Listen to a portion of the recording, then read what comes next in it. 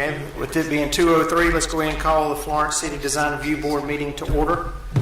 We were all emailed the minutes from our prior meeting. Did everyone have a chance to review those minutes? Make a motion to approve the minutes. Got a motion to approve the minutes by Mr. McMillan? Second? Second. All in favor? Aye. Minutes are approved. Our first case for public hearing today is case DRB 2023-04, a request for a certificate of appropriateness for operations of a flea market to be located at 711 South Irby Street, specifically identified as the Florence County Tax Map Number 9008901-006 in the D1 Redevelopment Overlay District and ISCOD Irby Street Corridor Overlay District. Staff? Thank you. Good afternoon, everyone. The applicant has requested to defer this until at least next month's meeting. We're still information gathering about specifics. Okay. We're hearing about the case because I wasn't here at the last meeting. That's probably Des. So that is their request to defer. Okay. Should we hear from the people that are already here, or should Clint, what do you think of that?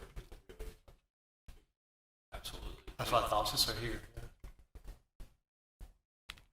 So yes. If anyone here would like to speak to the matter, please approach the podium and state your name. This is Cleveland. I put the wrong number. I didn't know which case number we were. You should have memorized that, Webb. I own an office, a dental office on South Court Street, and a lot behind me on Brogan Street. And I've been there for 42 years. I built an office there in 1980, and feel like that I have kept redevelopment in the south end of South Court Street from going downhill. But anyway, I think that the recent build of the apartments has upgraded the neighborhood tremendously. And I think that the city needs to make sure that things along those lines keep occurring, and a flea market just does not quite fit the bill as far as I'm concerned. My concern as a property owner is people parking in all areas outside of where the flea market would be. And so as far as valuing the property and the value of my property, I would be opposed to having a flea market right behind me on Irby Street. Anybody have any questions for me? Okay, that's all I can say. Thank you, Ed. Anyone else here to speak on the matter? Hearing none, we'll hear the case when they submit the request later. Our next case would be DRB 2023-07. It's a request for a certificate of appropriateness for removal of trees from the lot located at 501 Park Avenue, specifically identified as Florence County Map Number 90063-06-013 in the D4 Timrod Overlay District. Staff? All right. Thank you. So the applicant is requesting a certificate of appropriateness to remove 2 trees from the property of 501 Park Avenue. This is in the Timrod Park Overlay District. This is zoned NC 6.1. And recently it has been purchased by Coastal Nest Properties. So Coastal Nest Properties. And they are in the audience today. So they are looking to do some cleanup work around the home, I imagine, for resale or for renting out. This was the, Mr. Flowers contacted us, and this was the initial request. Most of this, the city was able to approve administratively due to it being trimming of trees. So we'll just go through the list. Number 4 is remove a small crepe myrtle tree. We were able to allow them to trim an oak tree. Number 5, remove a small tree. Number 6, and trim some volunteer trees along the back fence property line. So for today, the Design Review Board is just hearing their request to remove a hackberry tree in the front yard, number 3, and then a magnolia tree, number 7. It's actually in the backyard. Oh yeah, the hackberry tree is in the front yard and the magnolia tree is in the backyard. They're both kind of in the back yard. They're both enclosed It's in the front plane of the house. It's within the fence. I have pictures. I have a site plan. It's park, the front of the house is a park, and the side of the house is a chestnut. And the hackberry tree is on the chestnut side by the driveway, kind of in the fence. And it's destroyed the driveway and the fence. And I'm sure that DRB will actually give time for a public hearing. Yes. And we would love to hear from you guys, I'm sure. So the DRB is approving the hackberry tree at this location to be removed and the magnolia tree from that location to be removed. So here's a picture of the hackberry tree. It is along Chestnut Street. Here it is from a few different angles. And it is side yard, front yard. It's behind the fence. So yeah, front yard, backyard. It's and then the magnolia tree in the backyard.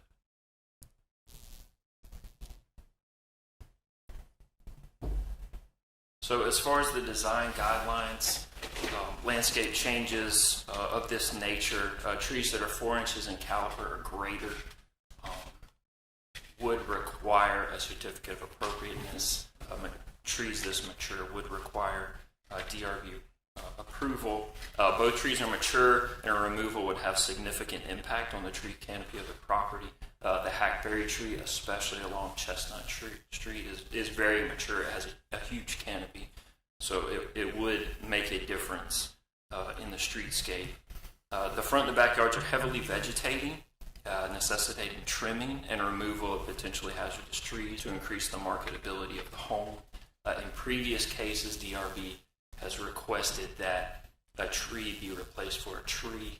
These are both canopy trees. You have the deciduous canopy tree that is the hackberry and the evergreen canopy tree that is the magnolia. 1 for 1, canopy for canopy, or 2 understory trees to account for the difference. And that does conclude staff's report. Does anyone have any questions of staff? All right, so if we take down the magnolia and the hackberry, they got to plant two trees to make up for that. In the past, that has been the precedence. That's been a suggestion by Design Review Board. It's up to the board whether they require trees to go back, but that is the precedence. May I ask a question on that? Is it appropriate? Yeah, just give us 1 second. Any other questions of staff? Hearing none. Anybody here to speak in this matter? There we go. Sorry. That's not a problem. We like it, like the enthusiasm. So I'm not sure. I don't mind, I mean, obviously I don't like to take down trees any more than anybody else, and I certainly want the area to remain beautiful. Both of these trees are really a nuisance because one of them has totally, all the roots of the hackberry tree, it has 5 trunks on it.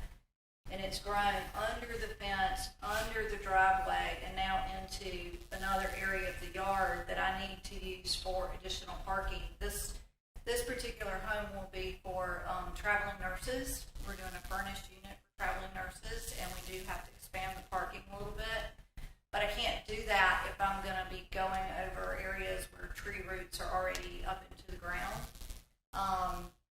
And the magnolia tree on the back side of the house, while it is beautiful, it drops seeds from the flowers about this big, and so it's actually a hazard when people are walking around in the backyard. You're just stepping on these huge seeds everywhere. So we really need for the trees to come down, and I am not opposed to planting new trees, but I would like to know, like, is there a location requirement for them? Do they have to go back where they were? Can they be somewhere else? We've got several dead trees that are coming down, and I don't mind trying to replace them with something there, but I'd like to not have to put a big tree or 2 big trees back in the backyard again, or something that's going to eventually do the same kind of damage that I've got there now. Staff, can you go to the overlay picture, the one with listing all the tree numbers? Looks like Yes, sir. there's numerous trees on site. There are. There's the neighbor's tree in the back of the house, is so big and overgrown that, or, just massive canopy that between that tree and the hackberry tree, you can't get any grass at all to grow in the backyard, and it's actually grown halfway underneath my fence in the back, but it's not in my yard, so I can't take that tree down. But there was one big oak tree that the city took down last week, I believe, that was dead, that was overlaying the road. They did come in, and the city actually took that tree down, but it didn't have a canopy. It was pretty much dead. But other than that, there's tons of vegetation all down the side and several more trees still throughout the front of the property and throughout the back. And that tree number 2 was the tree that was on schedule to be removed, and it was actually removed. Okay. It wasn't the city right of way. It was a city tree. Okay. So what has the board done on nuisance trees? I mean, trees beautiful could also cause problems. Well, I mean, in the past, we have requested, if we cut the tree down, we've requested to replace one back, but looking at this picture, I don't see where that needs to be a requirement. Might not be able to grow there with the... Yeah, you're right. If you started from scratch, would there be a required number of trees for the property that it's already above and beyond? It would meet that, yeah. It's based on the lot width in a neighborhood. Depending on the lot width, there's a number of trees required per lot. I used to live near Timberline Park, and it's nice to have the trees, but when as they grow, it really takes over the property. And like you said, there's tripping hazards all over when the roots start breaking through sidewalks and roads. And I don't know if it could be the case, but also with all the drainage and water problems, those roots are going to find those too. So, if it's already exceeded the number of trees, I don't necessarily think we should require to replace some that are new.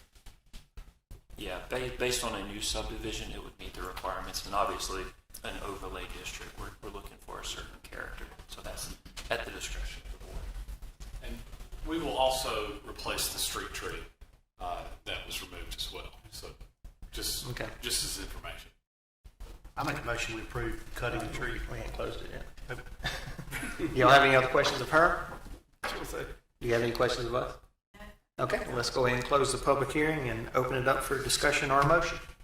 Mr. McMillan? Sorry about that. Make a motion we approve the cutting down of the trees as submitted. And not require the replacement. Okay, we have a motion. Okay. All in favor? All right, certificate will be issued. So thank you. Our next public hearing is case DRB 2023-08, a request for a certificate of appropriateness for a commercial signage to be located at 320 South Irby Street, specifically identified as Florence County Tax Map number 90087-07-001 in the D3 Arts and Cultural and Irby Street Corridor Overlay District. Staff? Good afternoon. The applicants are asking for a certificate of appropriateness to redo the signage at Tommy's Quick Mart, which has been there for 40 years, and it is converting over to an Exxon gas station. So they want to, it's located on the corner of Irby and Pine Street, beside First Baptist Church. And here's the current conditions and the current photos. It has the canopy, which doesn't really have any signage. It just has a little bit of striping on it. And there's 2 freestanding signs. The one in the middle that just says Tommy's Quick Mart is not part of this. It'll be, is not going to be touched. It'll be left alone as it is. The one on the left, the larger one, is the one that will be replaced. And it is actually right now 132 square feet, and the new Exxon sign will only be about 70 square feet, which is closer to what's recommended in that zoning district. And the canopy, they'll just be adding the Exxon signage and just freshening up the canopy. And then the other main place will be around the pumps, as you can see in this picture as well. They'll be putting the blade signs, and I learned a new word. These are called koala signs, the ones on the left or on the right. And then just the pump numbers and the pump toppers, and then all the stickers and everything on the pumps. And the ordinance does permit gasoline service signage, providing the prices and the types of fuel and octane rating and all that. And then business signage is permitted, and the internally lit signage, which is what they'll be having on both the canopy and on the freestanding sign, is permitted with your permission. So that's what they're asking for today. So that concludes staff's report. Okay. Anyone have any questions of staff? Hearing none, anyone here to speak in this matter? He's here with the sign, and I'm actually here with the canopy part. Okay. Kind of running hand in hand. Okay. Do y'all have anything y'all want to say on the matter? If so, just come up to the podium. If not, Oh, to backtrack, a question for a second. Is there something specific that requires this for the design review board, or is there any sign change? No, it's because they're internally lit and they're not necessarily dimensional.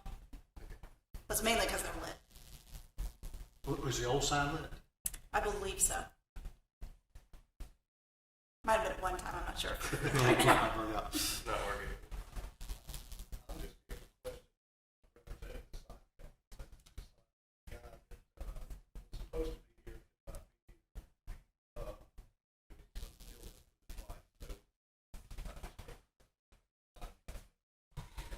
okay. Does anyone have any questions from the sign company? Okay, we'll go ahead and close this hearing and open it up for discussion or a motion. It looks like it's an improvement from what it was, and it's fairly standard. Approve. I'm motion to approve is submitted. Okay, we have a motion to I'll second. approve and a second from Mike. All in favor? Aye. Certificate will be submitted, and we'll miss the Tommy sign, so congratulations, guys. Not seen the Tommy sign after all those years. As long as they don't change the fried chicken recipe.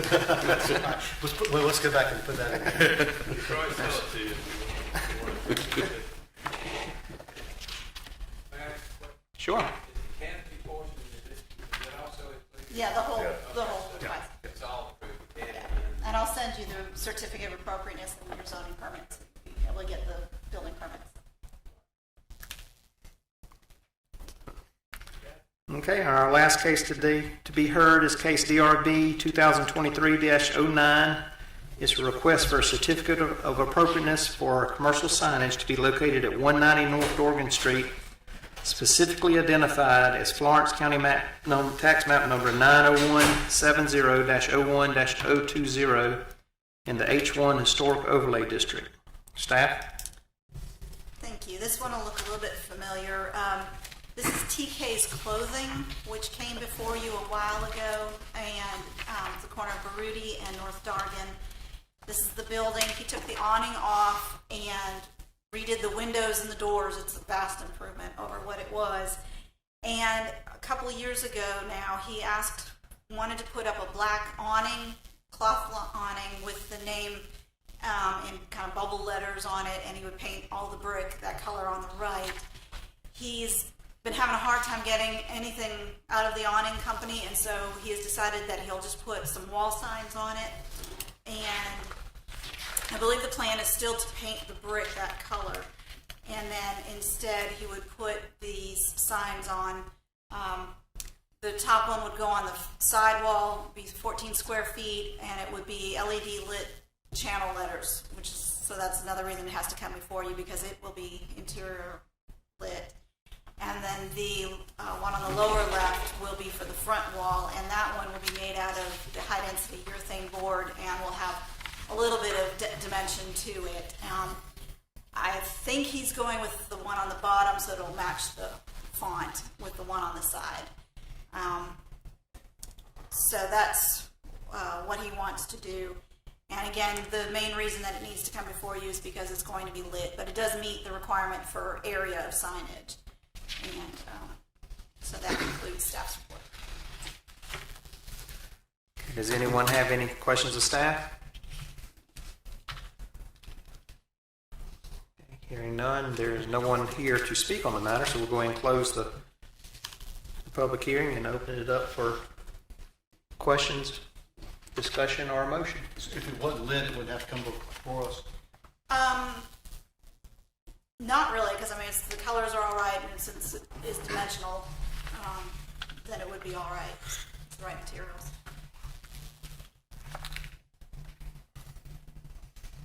But, well, it would have to come before you because he's removing the awning. That was the original approval, and so he's just taking off the awning and making it a wall sign.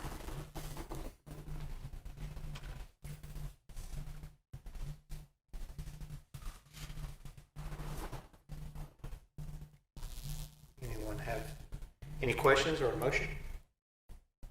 I don't really have any problem with it. I mean, it's downtown. You get lit up signs downtown a lot. I mean, that's that gives downtown that little bit of pop, you know. It's not like it's, you don't want downtown dark.